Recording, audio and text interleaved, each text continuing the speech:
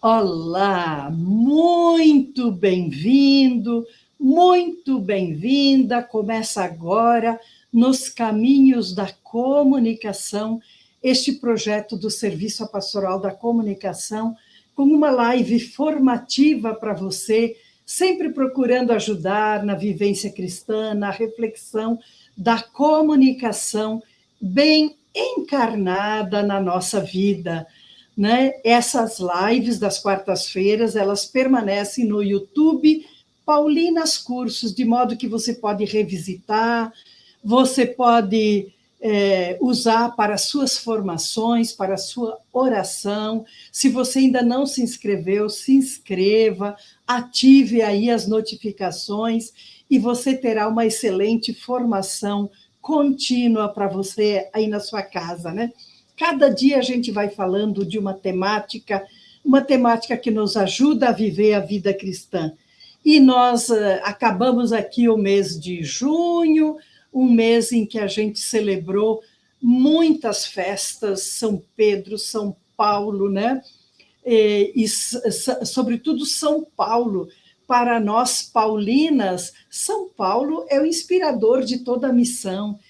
Alberione escolheu São Paulo exatamente porque nós precisamos seguir o seu exemplo, ele tem que nos inspirar para o anúncio do Evangelho, a comunicação do Evangelho nos dias de hoje, com as linguagens de hoje, assim, com grandes horizontes, nada de cabecinha pequena, fechada. São Paulo foi o grande missionário que abriu as fronteiras do cristianismo à igreja, né? Fala-se, né? Claro, cada um, Deus tem um caminho para cada um, mas São Paulo, de fato, abriu as fronteiras do cristianismo. E eu achei um pensamento tão interessante que eu liguei com São Paulo. Mário Quintana, você deve ter ouvido falar, esse poeta gaúcho, né? Que um dia disse: eu não tenho paredes, só tenho horizontes. Aí eu me lembrei logo do tema de hoje, reavivar Paulo fora dos muros. São Paulo ele está enterrado na Basílica de São Paulo, fora dos muros. Tem a Basílica de São Pedro, lá no Vaticano, que é onde está São Pedro, coluna da igreja, e Paulo, o grande evangelizador, está fora dos muros. Então, diz o contexto aqui do Mário Quintana, que ele ganhou um quadro muito grande, e aí ele brincou e disse: eu não tenho paredes, eu só tenho horizontes. Que lindo a gente ser uma igreja de horizontes e não de paredes, né? Nós precisamos do espaço para nos reunir, nós precisamos, né, da segurança da nossa casa, mas nós não ficamos fechadas dentro de um quadradinho, não é verdade? Assim é a vida cristã. Então, eu quero convidar você, dar as boas-vindas a todos que estão chegando, irmãs que estão aqui acompanhando, o Renato Tufani, que eu sei que ele está aí acompanhando, que está apreciando muito as nossas lives, e a todos que nos acompanham agora ou que vão ver depois, tá bom? Então, eu vou me servir de alguns slides aqui para a reflexão de hoje. Como eu disse, é uma reflexão formativa, que eu espero que sirva para você de reflexão, de oração também, né? Então, reavivar Paulo fora dos muros, um Paulo itinerante. Aí nós temos a imagem da Basílica de São Paulo fora dos muros, e São Paulo aqui caminhando com sua cesta de rolos, né? Porque ele se comunicava com as comunidades a pé, de barco, a cavalo e escrevendo cartas, não é verdade? Então, nós temos essa comunicação no início do cristianismo.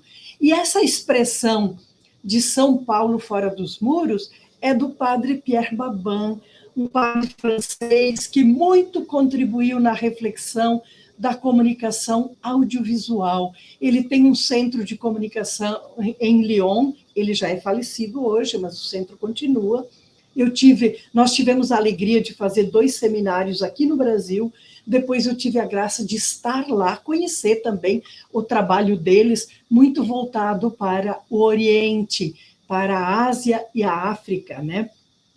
Então, a Basílica de São Paulo, fora dos muros, ela não representa apenas um símbolo antigo, mas também a expressão das condições do Evangelho. Paulo, enviado aos pagãos, chamado a evangelizar e não a batizar. Ele fala isso, aí tem a citação de Coríntios 1,17.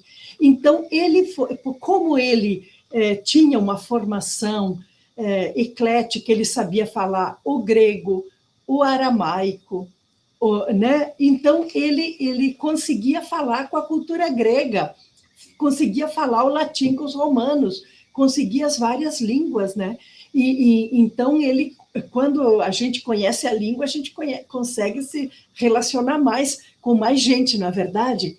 Então, São Paulo, por isso que Deus o escolheu para ser o evangelizador dos pagãos, dos pagãos. Na era da mídia, diz o padre Pierre Babin, na era da mídia, temos necessidade urgente de Paulo, desse Paulo que tem coragem de subir no Areópago.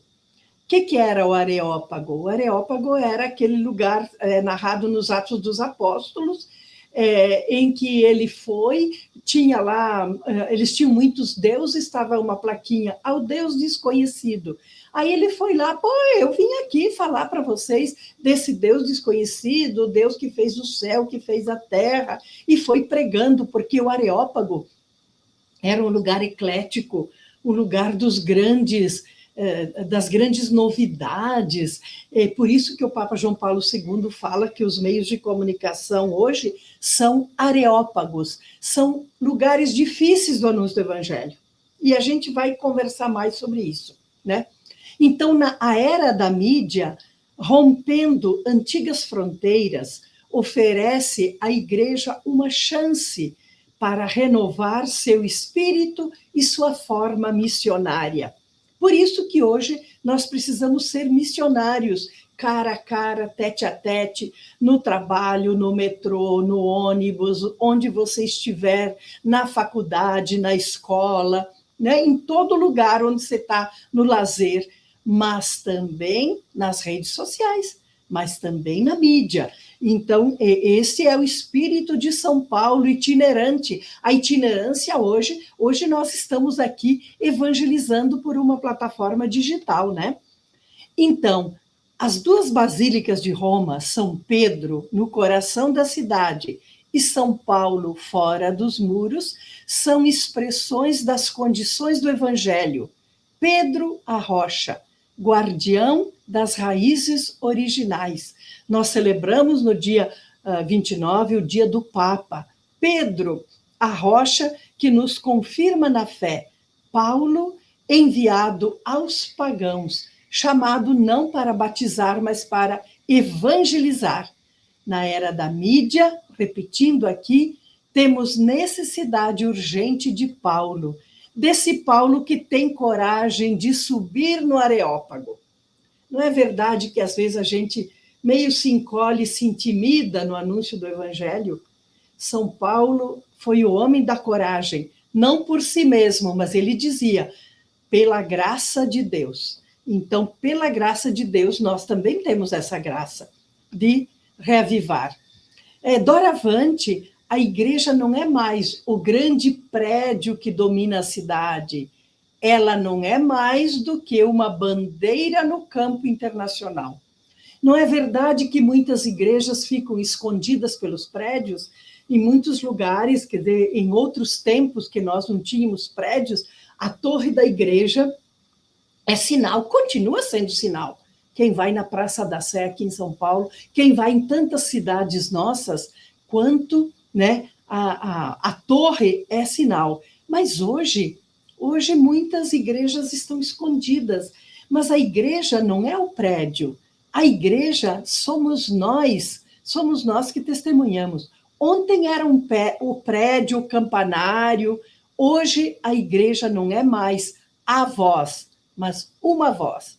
No sentido assim, hoje no mundo eclético, pluralista, a igreja precisa dialogar, não é verdade? Olha quanto a igreja está dialogando hoje com os chefes da inteligência artificial, né? Nessa encíclica Magnificat Humanitas, o lançamento, quem assistiu, mas quem não assistiu está no YouTube do Vaticano, o Papa chamou representantes do mundo inteiro e chamou um dono, como é que é, co-criador de uma grande empresa de inteligência artificial, porque a igreja precisa conversar. E ele disse assim, eu assisti, ele disse assim, alguém tem que nos dizer o que é ético, o que não é, porque nós sabemos que hoje as armadilhas são muito grandes na mídia, tudo leva ao lucro, né? Então, por isso que a igreja é uma voz que dialoga. Hoje, a força da igreja é viajar pelas mídias. Olha que lindo! Como Paulo, o viajante que vai a todos os lugares. Interessante isso de viajar, me faz lembrar o ano paulino. Por coincidência, no início, na abertura do ano paulino, eu estava em Roma, e eu assisti uma entrevista coletiva lá do arcebispo, que era da igreja de São Paulo, fora dos muros. E ele dizia, hoje são os comunicadores que fazem Paulo viajar. A mesma ideia, são os comunicadores que fazem Paulo viajar. Mas comunicadores não são só aqueles que estão na grande mídia. Comunicadores somos todos nós que temos acesso a toda a comunicação, e não só quando usamos instrumento. Nós, com a nossa pessoa, somos comunicadores e comunicadoras. A igreja é o lugar da verdade, da referência e da peregrinação. E ir para a rua é ir para a rua sem esperar que as pessoas venham a nós. Gente, tudo a ver com a igreja missionária, a igreja em saída. Nós não temos que ficar esperando no balcão, nós temos que ir ao encontro das pessoas. Mas quem é Paulo? Paulo é o apóstolo dos gentios. Paulo recebe o chamado e a missão de forma pessoal, assume e a explicita. Ele diz, eu sou apóstolo mais do que todos os outros, porque houve dúvida, mas como ele não foi dos 12, ele não conheceu Jesus pessoalmente, mas ele conheceu Jesus na sua experiência de Jesus na estrada de Damasco, que foi o começo, né? Mas foi todo dia. Não é ele que acolhe essa, não é ele que escolhe essa vocação, ele foi escolhido. Então, a clareza da missão é gradual. Nós temos que lembrar a luz de Damasco, quando Paulo ia perseguir e matar os cristãos, uma grande luz o invadiu, e ele disse, Senhor, o que queres que eu faça? E ele diz, vai, entra na cidade, e lá te será dito o que deves fazer. E lá ele encontra Ananias. Ananias o chama de meu irmão. Quando Jesus diz a Ananias, vai, chega aí, Paulo, ele disse, mas Senhor, ele está matando todo mundo. Não, não, agora eu o escolhi para ser o meu eleito, né? E então São Paulo ficou cego, que foi algo também simbólico, né? Cego para uma realidade e aberto para Deus, para outra. Os apelos, Paulo seguia muitos apelos da realidade, porque como é que Deus fala hoje? Deus fala pela realidade, pelas realidades. Deus fala, então, quando ele tinha um projeto apostólico, ele apareceu em sonho um macedônio que dizia, venha nos ajudar. A Macedônia era um lugar, né, muito pagão, sequer sem sinagoga, venha nos ajudar. Ele mudou o rumo da viagem e foi. O próprio Areópago, que nós já falamos, né, ele vai, ele percebe uma brecha e vai falar de Jesus. Ele não dorme no ponto. Apóstolo dos gentios, a luz de Damasco vai clareando o caminho, recebe a missão por meio de Ananias, e Jesus diz, eu o escolhi para anunciar o meu nome aos pagãos, aos reis e a todo o povo de Israel, e de outras revelações interiores. A luz, então, Deus, como na nossa vida, não é de uma vez que a gente fica sabendo tudo. A gente tem aquele toque de Deus e depois, aos poucos, a realidade, as pessoas. Deus fala de tantas formas, né? Tocado pela experiência de Jesus, ressuscitado, é sensível à realidade cultural do povo do seu tempo. Ele visitou o mundo conhecido da época, com 4 viagens missionárias. É interessante, né, a gente olhar nos Atos dos Apóstolos as viagens missionárias de Paulo, e tem a possibilidade até de uma quinta, que não ficou fechada, mas, né, é o missionário itinerante. A itinerância quer dizer não ficar preso num lugar só. Vai para lá, vai para cá, visita as famílias, visita aquela pessoa que está doente, visita quem não pôde vir à igreja, visita as famílias. Hoje a gente quase não se visita, é o que nós dizemos, né? Mas é a itinerância, né? Então, aqui eu vou passar um pouquinho as viagens missionárias para a gente ter presente o mundo conhecido da época. Esse mundo ali em vermelho, né? Então, a primeira viagem foi realizada após o envio da comunidade de Antioquia, que o Espírito disse: separai-me Paulo e Barnabé para o empreendimento. A forma de evangelização, que meios de transporte, a gente pode imaginar. Alguma coisa por terra e outra por mar. Não tinha avião, não tinha outras formas, né? Então, ali, Paulo vai, todas essas cidades ali de Antioquia, Salamina, Pafos, Chipre, e assim vai indo, Icônio, onde eles queriam até, pensavam que Paulo e Barnabé eram deuses, e então ali toda essa viagem, a primeira viagem missionária. Depois você pode ler também nos Atos dos Apóstolos, né, e observar melhor as viagens missionárias. A segunda viagem de Paulo já foi mais longa, né? Então, Paulo, após a discussão com Barnabé, torna-se missionário independente e é acompanhado por Silas. Nessa ocasião, ele funda a igreja de Corinto e escreve cartas, né? Corinto era uma cidade importante, tudo, então São Paulo vai visitando todas essas cidades, Atenas, Éfeso, a Bereia, por exemplo, Bereia, nós temos até uma agência de checagem hoje, que se chama Bereia, especializada em religião, Filipos, veja tudo, Filipenses, Tessalonicenses, Tessalônica, onde ele escreve cartas, Coríntio, carta aos Coríntios, Troade, e ali vai, Icônio, de novo, Lista, Derbe, e assim Cesareia, e ele vai visitando as comunidades, ele não tem, como dizer assim, não tem preguiça, vai indo, vai andando, vai caminhando sempre sobre essa missão que Deus lhe confiou. Então, São Paulo, reavivar Paulo fora dos muros, né?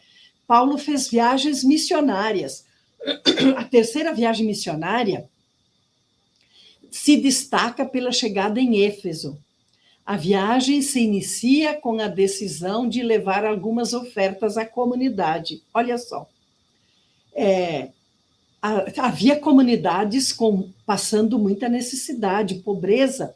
Então, o que é característica do cristão? A caridade. São Paulo recolheu ofertas e levou para as comunidades, a comunidade que estava passando necessidade, né? E então é interessante, nesse momento nós estamos fazendo campanhas, coletas, ajudas humanitárias para os nossos irmãos da Venezuela, né? A gente tem ali, o Brasil já mandou 4, 5 grupos, né, de aviões com ajuda, com bombeiros, com ajuda humanitária, com víveres, todo mundo está recolhendo. A própria Associação Católica de Comunicação, a Signes Brasil, está com uma campanha ali recolhendo ajudas, tem a ajuda nas dioceses, pela Caritas, porque essa hora nós temos que ajudar os nossos irmãos, e sempre nós temos irmãos, nós temos nas paróquias as nossas cestas básicas, né? Nós temos sempre o pilar da caridade. A caridade é que diferencia a comunidade. Então, veja, São Paulo sempre viajando, ele fundava a igreja e formava lideranças, ele não ia dar conta sozinho. Por isso, hoje, quando a gente pensa na igreja, nós temos os ministérios ordenados, mas quantos agentes de pastoral? Não fossem os agentes de pastoral, homens e mulheres que se doam, são as lideranças de agora, na área da comunicação, na área ministro extraordinário da Eucaristia, pastoral dos enfermos, a caridade. Nossa, quantas pastorais, pastoral carcerária, pastorais de fronteira, pastoral das migrações hoje, mas também a visitação, tantas formas, todos nós temos que hoje somar. Tudo que a gente fizer, tudo que fizerdes ao menor dos meus irmãos, é a mim que estáis fazendo, né? E depois nós temos, então, quando Paulo fica preso, ele é deportado para Roma, onde, segundo a tradição, ele termina os seus dias, o seu martírio. Seria a 4ª viagem missionária. Então, mas quanto tempo ele ficou preso ali, quantos anos?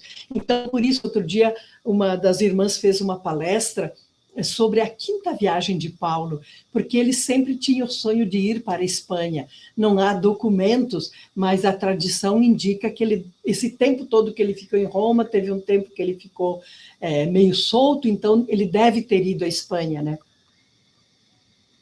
De qualquer forma, o que nós aprendemos de Paulo? A itinerância. Ele sai daqui, ele vai, aí nós temos o naufrágio na ilha de Malta, né? A oração, a tradição popular de rezar São Paulo contra mordidas de cobra, sobretudo no interior, né?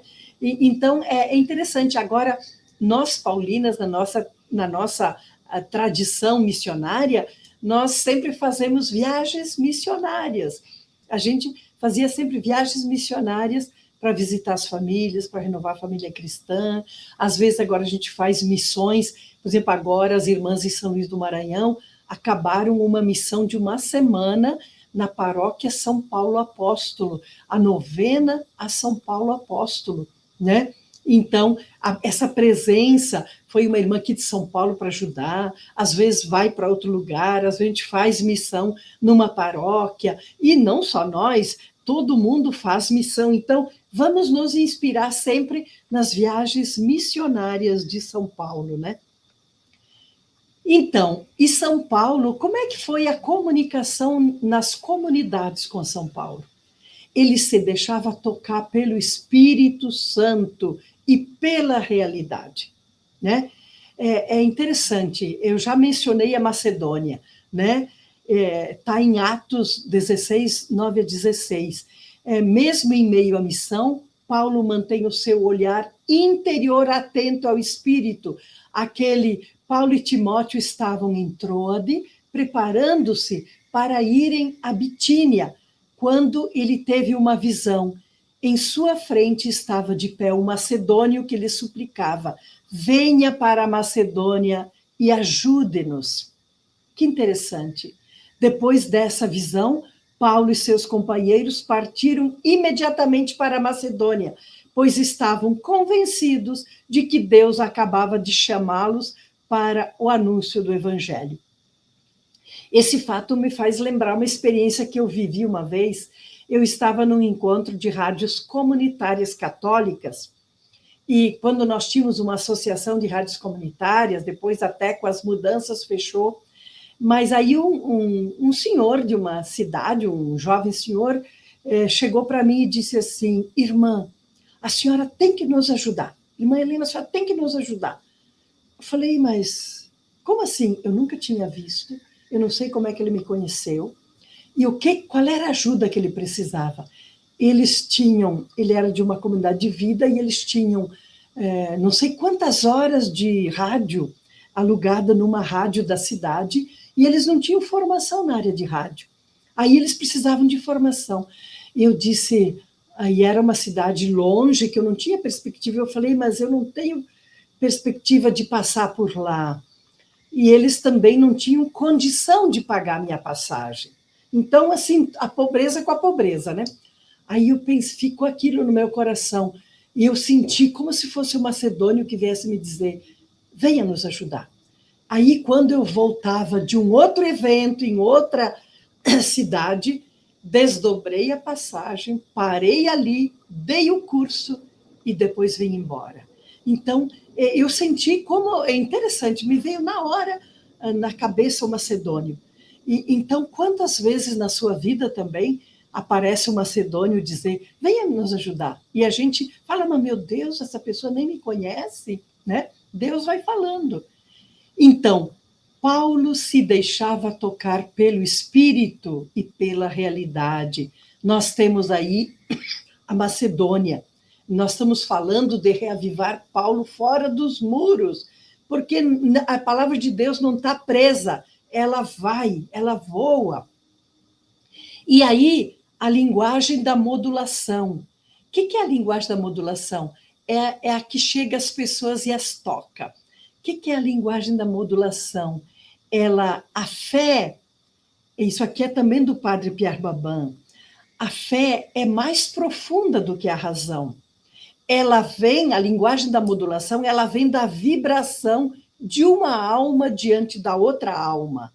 Ser tocado pela graça.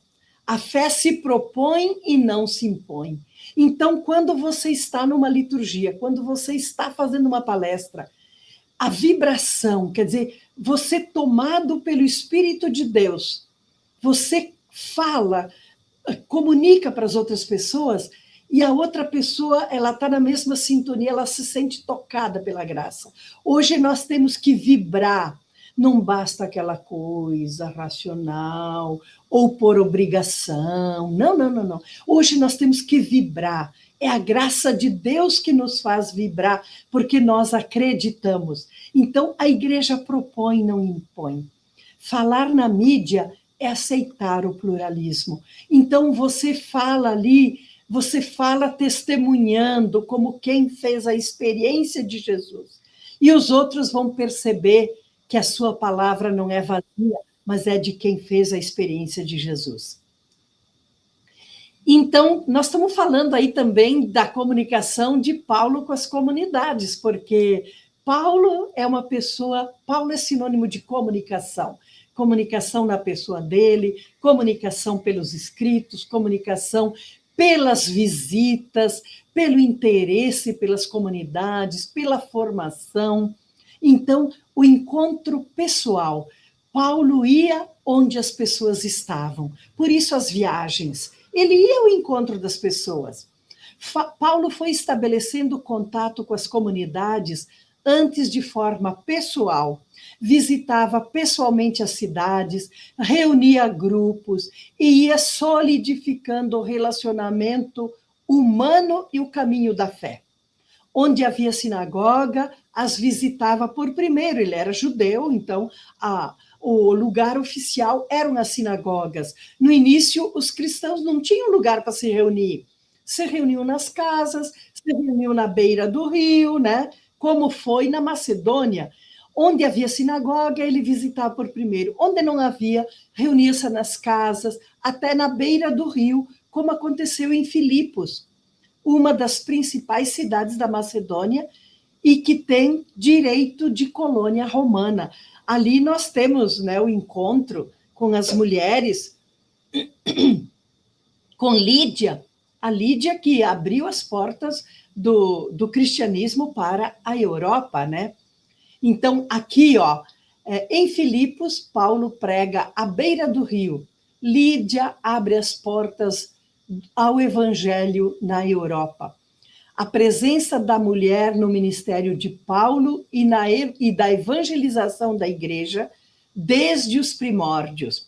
Então, essa imagem é até foi usada no nosso capítulo geral das Irmãs Paulinas, porque nós tivemos muito forte essa questão de Paulo, né? A presença de Paulo foi um ícone que nos acompanhou o tempo todo, Paulo e Lídia, porque nós também somos um grupo de mulheres chamadas a comunicar o evangelho hoje no mundo da comunicação, com os meios de comunicação, como naquele tempo. Então, Paulo usava a linguagem do dia a dia. Paulo usava a linguagem do cotidiano. Por sua percepção atenta da realidade, Paulo incorporava as realidades do cotidiano em suas pregações e nas suas cartas. Como a escravidão era um aspecto cotidiano, pois a maioria da população era escrava, em Tarso havia o comércio de escravos, e ele se serve dessa imagem para falar da morte e ressurreição de Jesus. A metáfora da compra e do resgate para ilustrar a ação de Jesus em favor dos cristãos.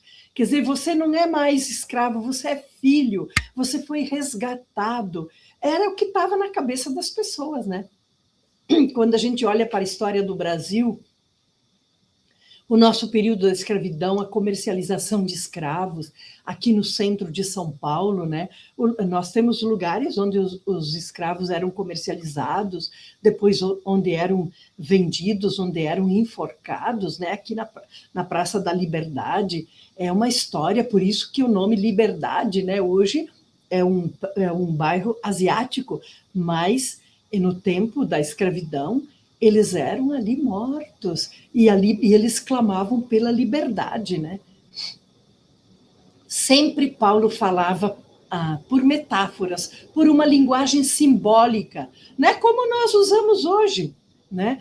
Paulo se serve de uma situação em que a maioria do povo vive para anunciar a libertação em Cristo e para estabelecer empatia ao universo comum. Assim nós, missionários, missionárias, onde a gente vai, a primeira coisa é tentar entender a cultura das pessoas. A cultura, não vamos pensar só o que eles estudaram, mas o modo de vida. Cultura, quando falamos cultura, é no sentido de modo de vida. Quais são os costumes?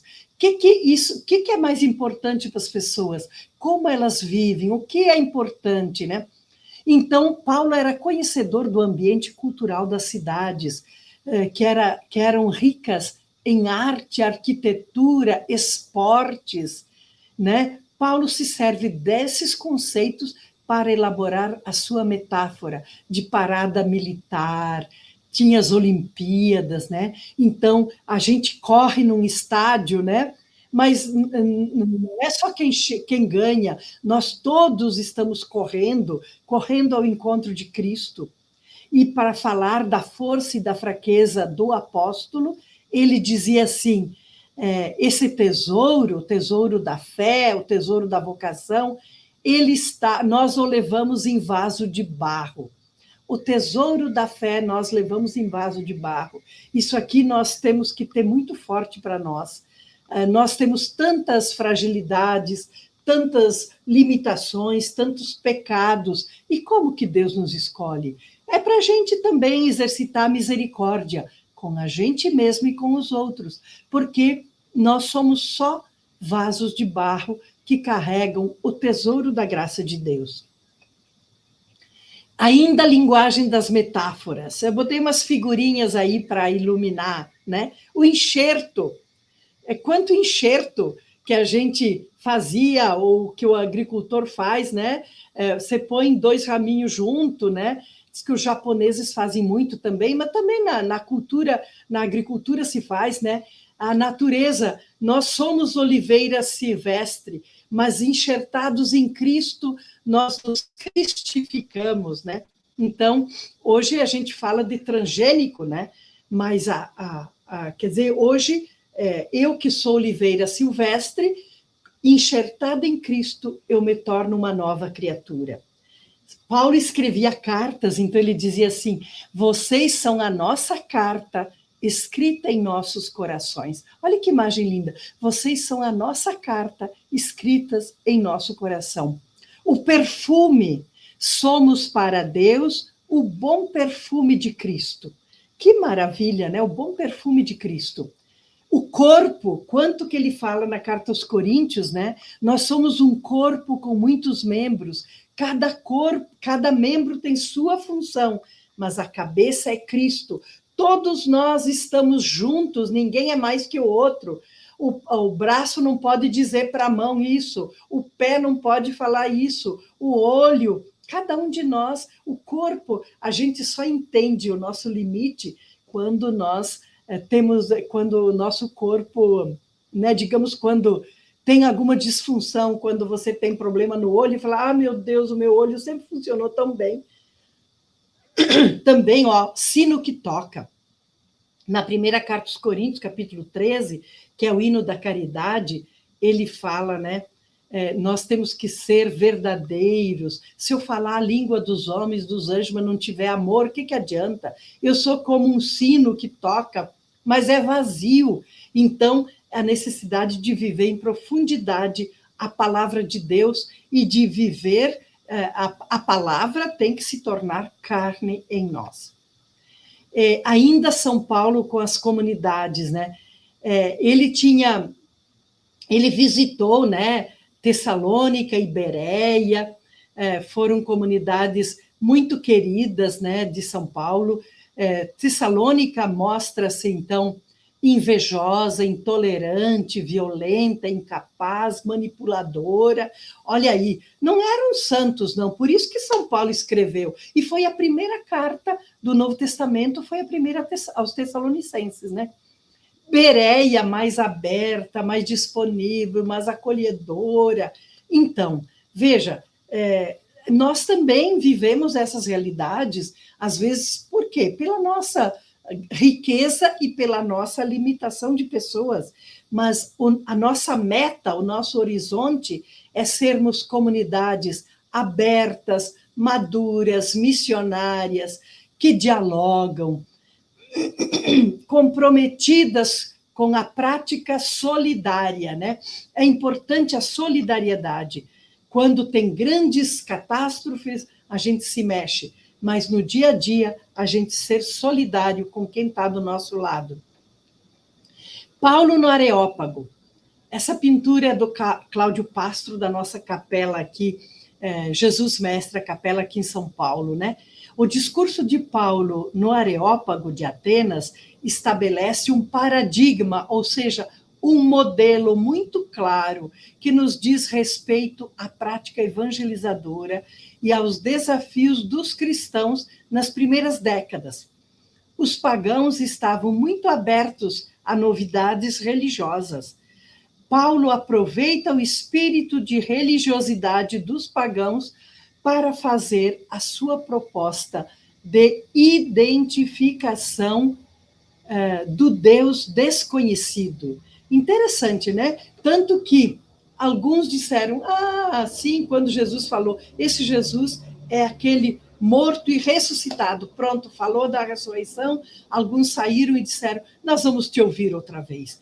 E outros, como Dionísio Areopagita, outros, escutaram, tocou no seu coração e eles passaram a seguir Jesus Cristo por meio da pregação de São Paulo. Aqui nós temos Paulo que forma discípulos e discípulas, também um desenho aí da Capela Jesus Mestre, do Cláudio Pastro. O apóstolo é historicamente conhecido por formar seguidores e seguidoras na missão. Em sua missão itinerante, criou comunidades, orientou, valorizou as mulheres na ação missionária, entre elas Febe, Priscila, Lídia, que abriu as portas do Evangelho na Europa. Então, formas de comunicação no tempo de Paulo. A comunicação que se dá, sobretudo de forma presencial individualmente ou em grupos, ele sempre reunia a tecnologia qualquer, manuscritos, cartas, os locais, as sinagogas, à beira do rio, as casas, os espaços públicos. A mídia hoje é espaço público. A Ágora era a praça onde os homens livres discutiam as questões, né? Até a Ágora é símbolo da democracia, né? Daquele tempo dos gregos, né? Que iam discutir na praça as questões, as coisas do povo, né? Então, a praça pública são os meios de comunicação. Resta perguntar, será que ali nós temos a discussão das coisas que, de fato, nos interessam a nós hoje, né? Ou são discursos de interesse do mercado, da política, da economia, de não sei o quê, de grupos, e não o bem, a necessidade do povo, né? Linguagem, já falamos antes, as metáforas.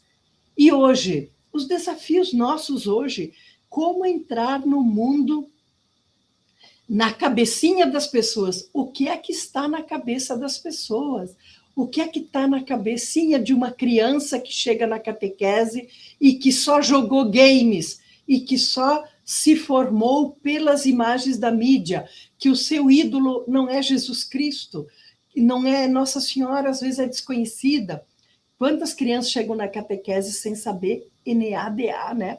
As catequistas dizem, eu percebo direitinho quando a família reza em casa, quando a família é a primeira catequista.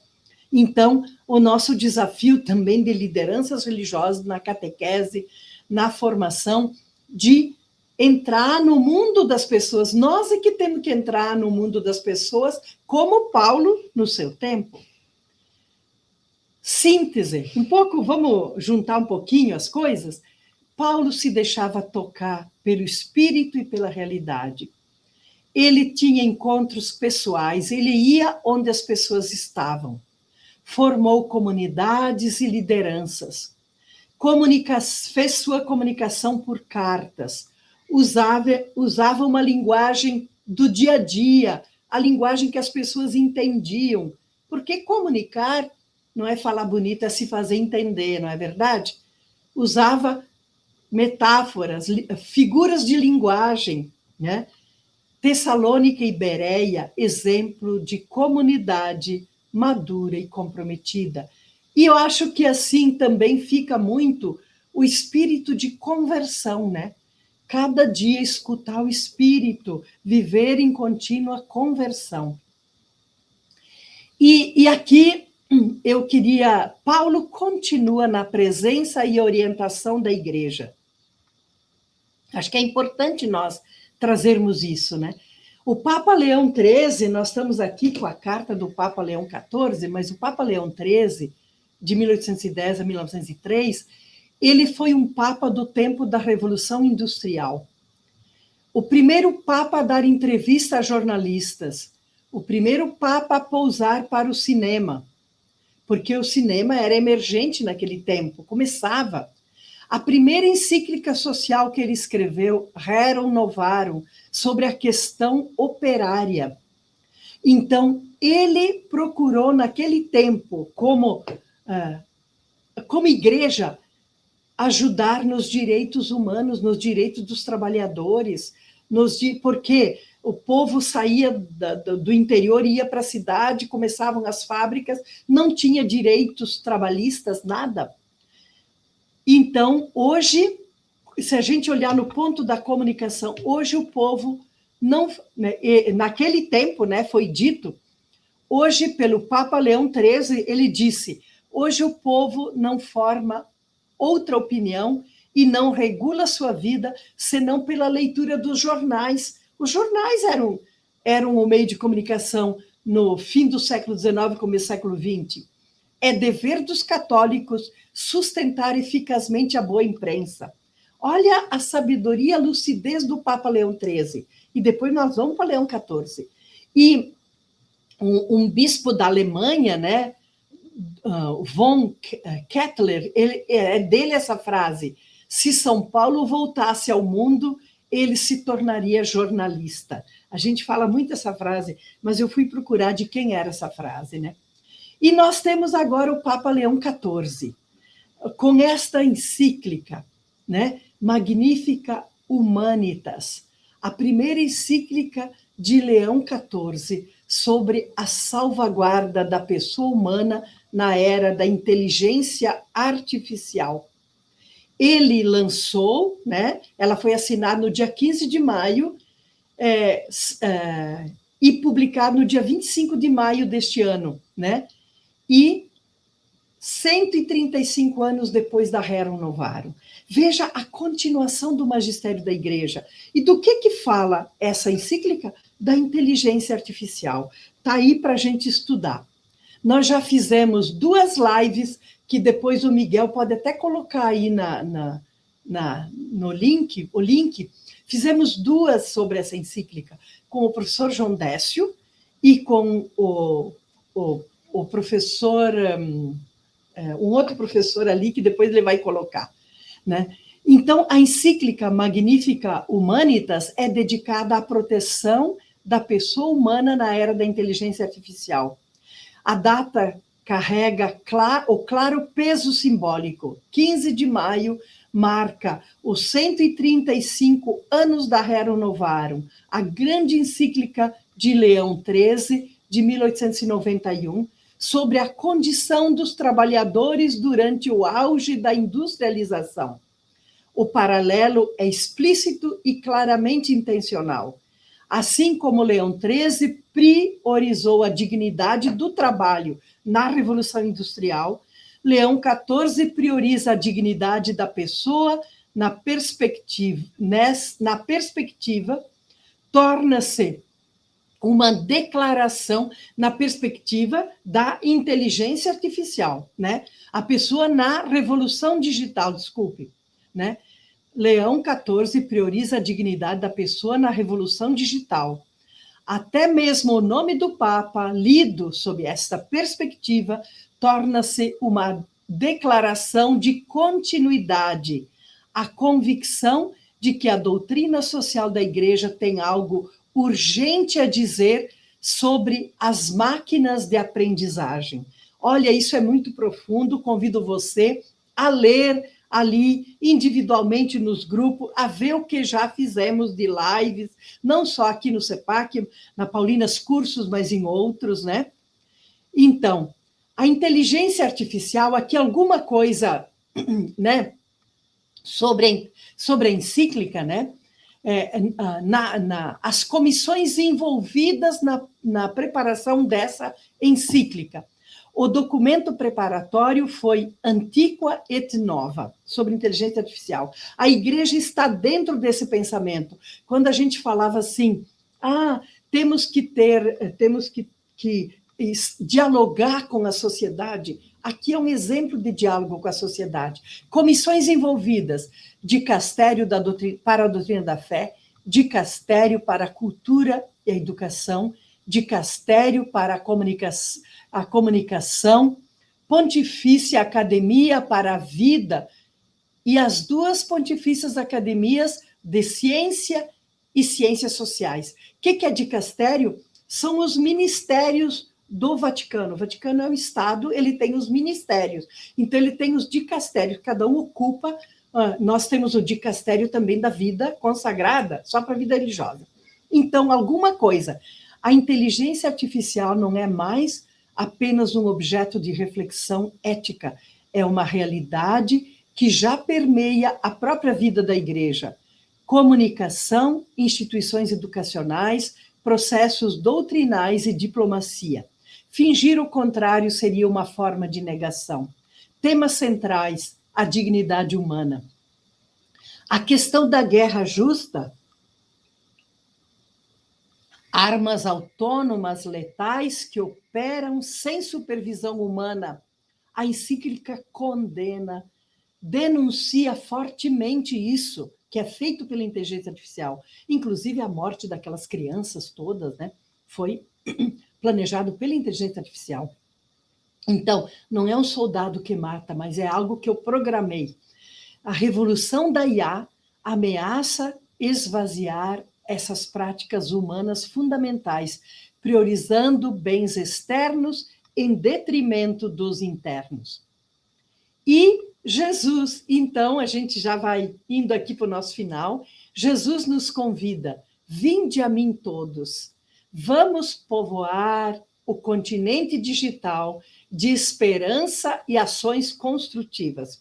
Eu acho que Paulo fora dos muros, reavivar Paulo fora dos muros, é nós emergirmos nessa realidade, testemunhando, sendo cristão de verdade, onde nós estamos pessoalmente, mas, sobretudo, na mídia, né?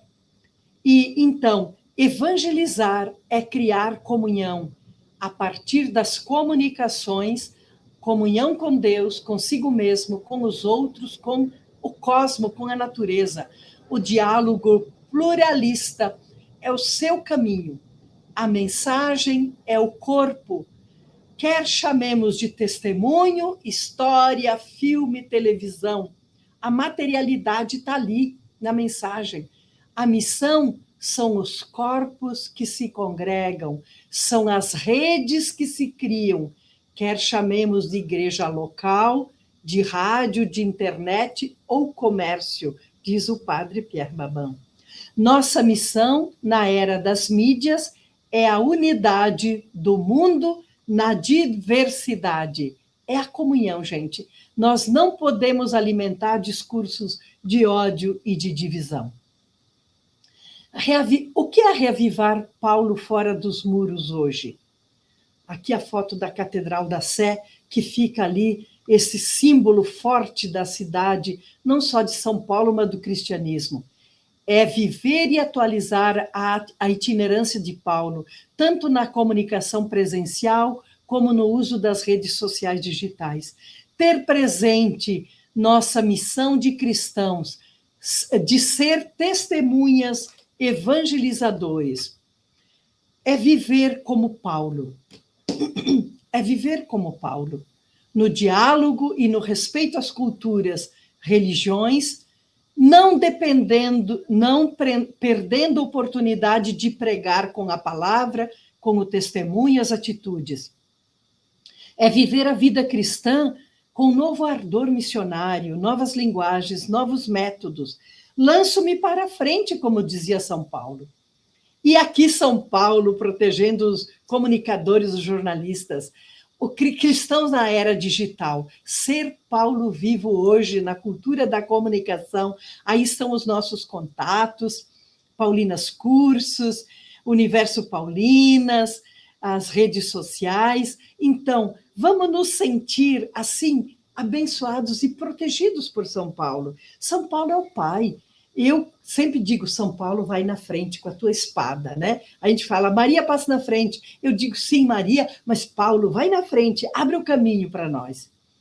E eu quero terminar com essa oração a São Paulo, feita pelo cardeal Dom Odilo Pedro Scherer, aqui por ocasião do Ano Paulino, rezando por você que nos acompanha, não só nessa, que nos acompanhou nessa live, não só nessa, mas por você que tem um relacionamento com Paulo, com toda a missão paulinas deste Brasil e do mundo, né?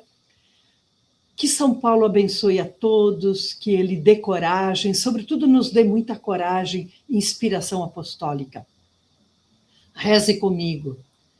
Ó glorioso São Paulo apóstolo, que de perseguidor dos cristãos vos tornastes o grande anunciador do Evangelho para todas as nações. Fazei que vivamos na fé e sejamos salvos pela caridade que praticamos. Por vossa intercessão, pedimos que possamos conhecer e amar a Deus, seguindo fielmente os passos de Jesus Cristo. Ajudai-nos a vencer as dificuldades em nossa vida diária, no lar, no trabalho e nos estudos. Que nem as opressões, nem as ameaças nos façam recuar na defesa da verdade, da justiça e da paz. Protegei a nossa cidade, as nossas famílias e a igreja que caminha em São Paulo e em todas as cidades onde você faz parte. Iluminai os nossos passos, guiai os nossos corações e fortalecei-nos na missão de evangelizar. Amém. E aqui a gente... Então, quero agradecer a você que nos acompanhou nesta live, você que vai ver depois, e pedir a São Paulo que lhe proteja. Nós rezamos a oração a São Paulo, nós tivemos ali um problema técnico, mas estamos com você, rezando por você.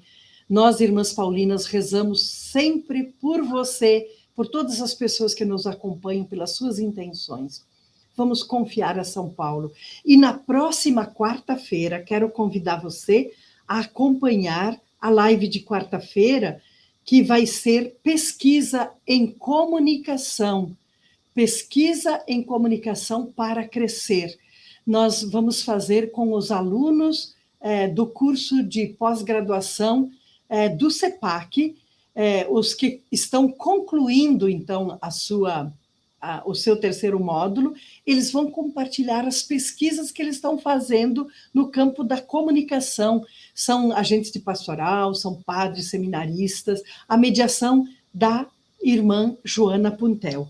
Então, fique com Deus, visite aí o site, visite as outras lives também no portal, no canal do YouTube Paulinas Cursos, visite o portal Universo Paulinas, e um grande abraço, fique com Deus, e que São Paulo lhe proteja e preceda.